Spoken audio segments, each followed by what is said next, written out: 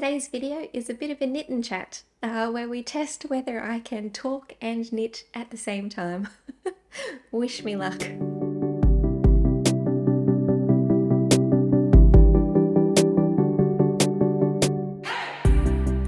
Welcome back to my knitting channel. My name is Nadine and you can find me at yourknittingbestie on Instagram, Ravelry and here on YouTube. On this channel, I chat about what it's like being a knitter here in Brisbane, where usually it's pretty warm, but I don't mean to get too excited, but it is under 30 degrees today. So I'm getting very excited for the slightly cooler weather, which will be coming through shortly. Not quite there yet. I did have a look at the weather for the rest of the week, and we're back up to over 30, I think, for most of the coming week. But soon it will be time for some warmer knitwear. So today I'm trying a slightly different format of video. If you've been following along so far, you might have noticed that I'm trying different formats since I've only just started this channel fairly recently. So I've done some traditional knitting podcast formats with FOs and whips, acquisitions and things like that. I've done some roundups, some informational or more analytical videos, which seem to have done well, but I haven't done a knit and chat. So I thought I would give this format a go to see if you like it, because of course I'd like to make content which you like to watch. I know that YouTube is a free platform, but in my mind, you're paying in a very valuable resource, which is your attention and your time. So I'd like to make content which doesn't waste your time and which you enjoy watching. This is just a fun hobby that I like to do on the weekend, and in particular to chat with you guys. So I thought it would be good to see if I like making knit and chat videos as well. I'm pretty excited because it means that I will get to actually pick up my knitting, which is always a joy. And if I can combine knitting with making some videos for YouTube, then I'm doing very well in my mind. At the moment, I'm aiming for one video a week, which feels a little bit quick to me, probably because, of course, I work full-time, so it is just my spare time in the evenings that I do the editing and everything for these videos. But I think the frequency is really important while I first get started, because I really want to get into the habit of making videos, and I'd like to learn the editing and everything as quickly as I can to get my videos to the standard that I like. So there's a lot of practice involved in getting videos out quickly. But eventually I might switch to fortnightly perhaps, just so that there's a little bit more time in the schedule and I can put more thought into the videos, and do some B-roll and all of that sort of thing. Speaking of B-roll, actually, the goal I have for myself with making these videos is to improve one thing in every video. So whether it's just my cadence, my pitch, the number of times I say or the quality of the content, the editing, all of that sort of thing. As long as I can improve one thing a video, I feel like I am learning something new and improving the quality of the content for you. So the thing I got excited about in my last video, which was my 5 least worn knits, is the fact that I put in B-roll for the first time. And my partner actually is really into movies and things like that. So he has been very helpful in helping me with sound issues and production and composition and all of that sort of thing. And he used the term B-roll a bunch of times, and I was like, what in the world is that? Anyway, B-roll is that other footage that people put up on the screen when they're talking about things. So I tried that for my last video and it was really exciting to try out. So maybe I can work some into this as well. Anyway, that's enough about the video making part. So today I'm knitting on a sock. This is the sock. It's been featured in some of my last videos.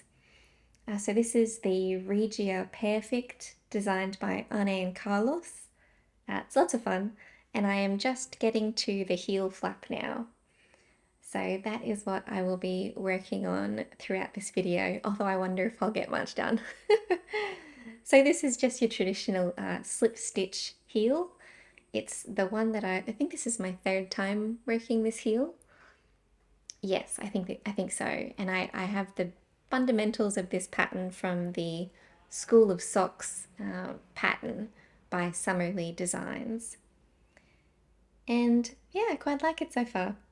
The number of stitches I'm using in this sock is slightly different to what's called for in her pattern. So when it comes time to turn the heel, we'll see if I can figure that out and get it to work okay. Okay, so that's what I'm knitting on. So then quickly, I guess, before we move on, I should tell you what I'm wearing. And if you've watched my last video, you would probably recognize this because this is one of the tops I called out as being one of my least worn knits. And that was because of the color, the fact that it is a little bit loose, and in particular the sleeves are an awkward length, which, I don't know, there's just something about it that made my brain tweak a little bit when I put it on. And actually, a lot of you like it. I am reading the comments and having so much fun replying to them. And I saw that, yeah, a lot of you actually quite like the colour, even though it is fairly close to my skin tone and causes some problems in my mind from that perspective. But a lot of you really liked it, so I thought I should give it another go. And actually, some of you had some fantastic suggestions on how I might tweak this finished object into something that I would wear more often, because you rightly pointed out that a lot of work goes into the garment, so it's a shame to let it languish in a cupboard somewhere if there are some easy fixes that I might be able to do to get it into a higher rotation garment. So you suggested that I might sew some elastic into the neckline, which could then raise the sleeves just enough that they're not hitting at this awkward length. Or if we were to leave the neckline the same, I could just go back and pretty much, I think the suggestion was to take out a couple rows of ribbing, but I think looking at it, I would probably just take out the ribbing and start and just bind off in maybe the last row of stockinette that I found, which I don't think would be overly difficult, right? Because you would be able to pick up your stitches in the stockinette and then just cut the end, unwind the ribbing, and then cast off. So that could be pretty good. And then there was also a suggestion that I could, is the correct term over dye the garment, which I haven't done before, but yes, I could dye this perhaps and into a color that I would wear more frequently. I could maybe even try a darker color, given that I don't really want to knit with darker colors after I finish my Rebel cardigan. So that could be a nice way to have a darker color garment in my wardrobe without having to knit it. So some great suggestions there, and I might give them a go. Okay, alrighty. Here we go. Let's see if I'm coordinated enough to actually knit and chat, and how many mistakes I make along the way.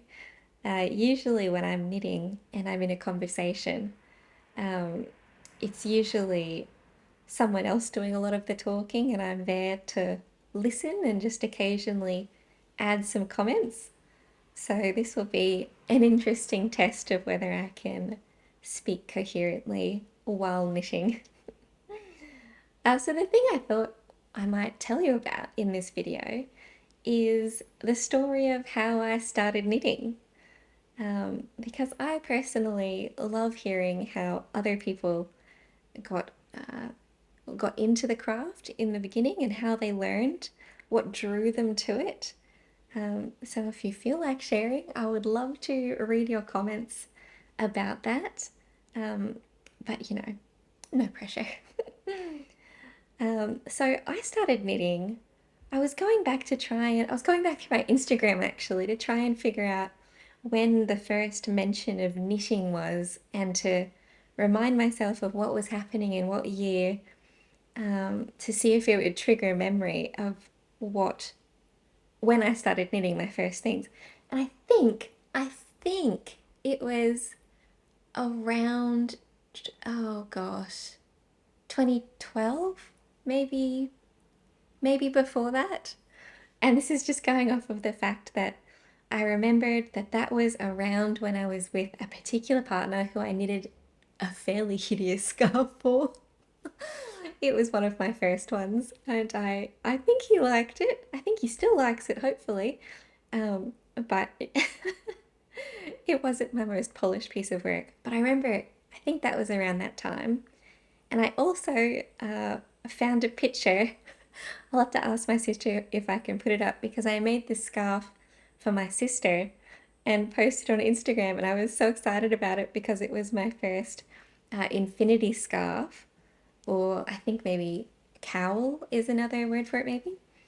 And I was so excited because it was, my own design, where I had done some garter stitches and some stockinette stitches in a bit of a pattern, and I'd changed colours, and then I had even crocheted some flowers and then sewed on buttons in the middle.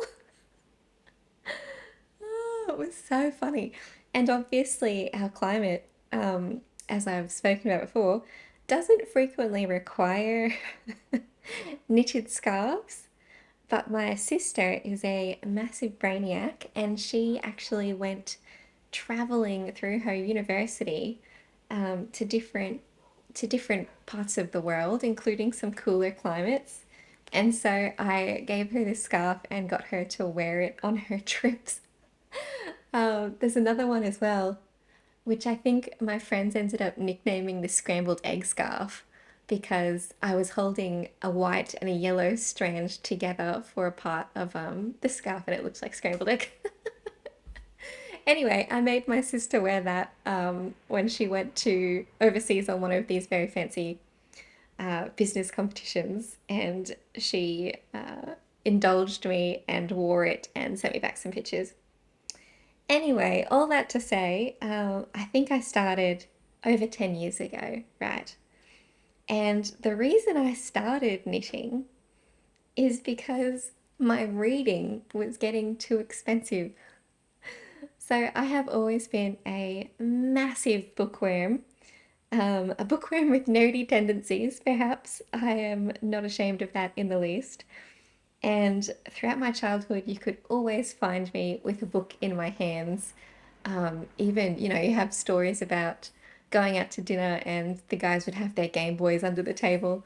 I would have a book under the table, which I'd be trying to trying to read in the low light. And my sister was also a massive bookworm as well. So we used to have these hilarious fights over who got to read particular books first. And yeah, very fun memories. But anyway, so at around the time I was going to uni, I was working part-time, and I didn't have the biggest income on my part-time job, and I was sending myself broke buying all of these books, because I like to say my one superpower in life is that I read very quickly, which puts me in good stead in my day job, and I read a lot in my day job as well. But so I read very quickly and I read a lot. And that was ending up at maybe a book or two a week. And when you were buying that many books, A, I was running out of storage space, and B, I just couldn't afford that outgoing expense. So I ended up thinking, okay, I need a less expensive hobby, and I need something that takes a lot of time, so that you get more value for the dollar per dollar that you spend on the hobby. So I decided that knitting was the way to go, because I looked at Spotlight or Lincraft, our big box stores, and I saw that you can get balls of yarn for a couple dollars, and you can get a pair of knitting needles for, $5 or so, which was pretty good. And I just knew that it was a slow hobby. So, in my mind, that was tremendous value per stitch or per hour of entertainment. So, I decided to teach myself from YouTube, and the rest is history, as they say. I will say that I think learning that way means that my learning was slower than if I had learned from a relative or something like that, because you don't know what you don't know, right? So you only teach yourself something new if you know what to type into Google um, to learn about next. And so I love knitting podcasts for that reason, because sometimes a knitting podcaster will mention a new technique or a way of doing something that I have never heard of or never thought of before. And then I can scamper off and give it a Google and learn something new that way. So, for example, I was just catching up. I was watching a video from Casey from Young Folk Knits, and she mentioned in this video that when she does a tubular cast on for most of her projects now, and she said that she doesn't do it with a crochet hook. She doesn't do that provisional cast on.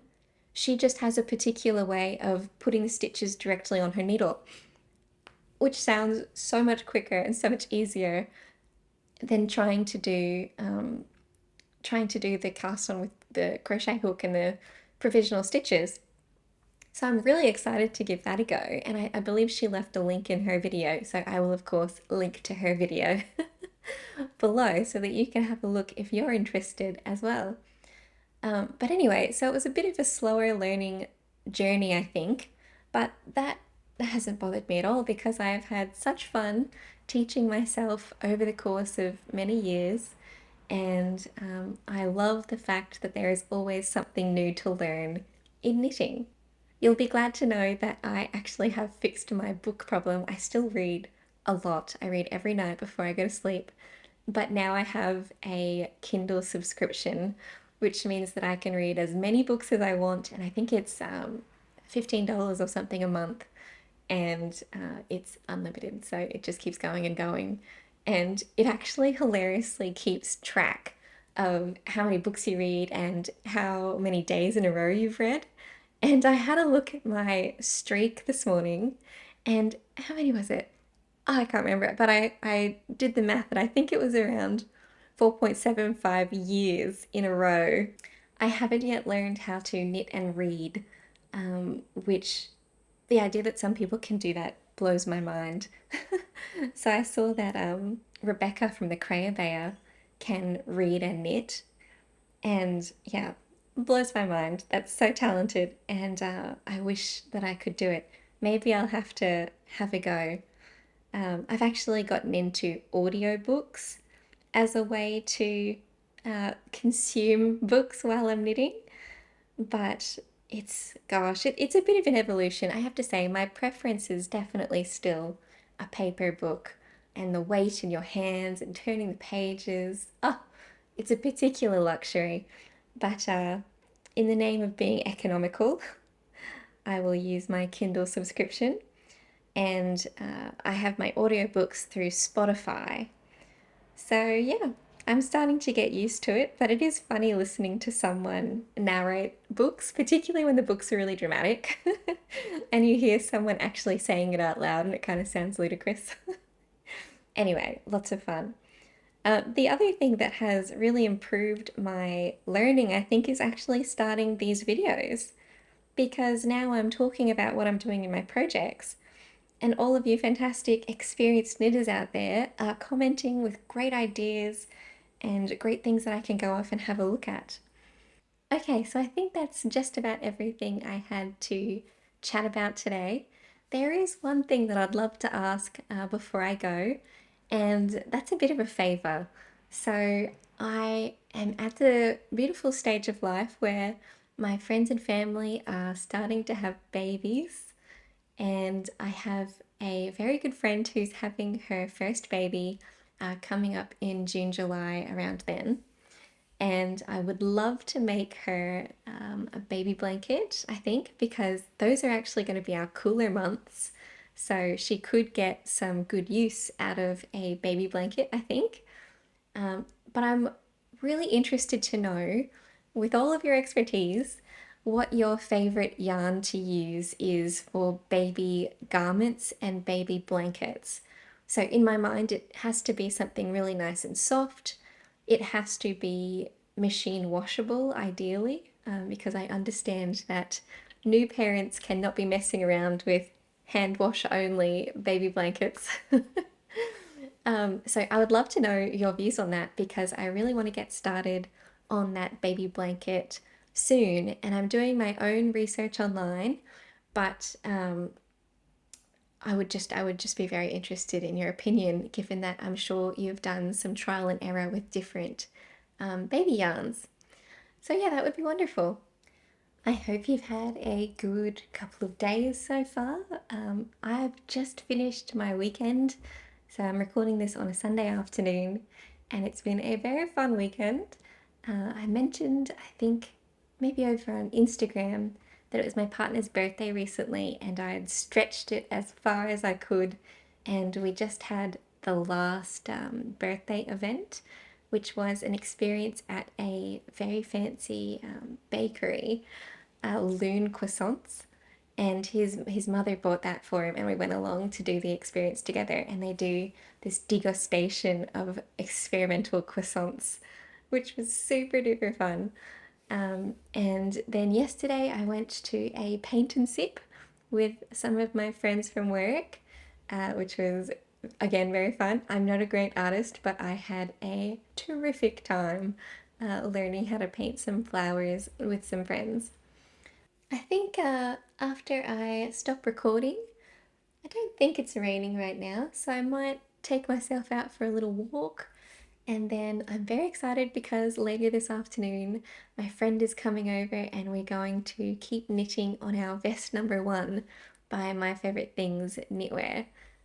So that's been very exciting, and I've really enjoyed actually using the Drops Air yarn so far. So yeah, I'm very excited to keep knitting on that. Okay, so thank you very much for tuning in. I'd love to hear your thoughts on what sort of podcast formats you like. If you enjoy knit and chat videos, I like watching knit and chat videos, so I'm hoping some of you do as well. And yeah, if you liked the video, it would be wonderful if you would hit like. And of course, if you would like to follow along with future videos, it would be incredible if you would consider subscribing. Thanks for watching, and I look forward to talking to you in future videos.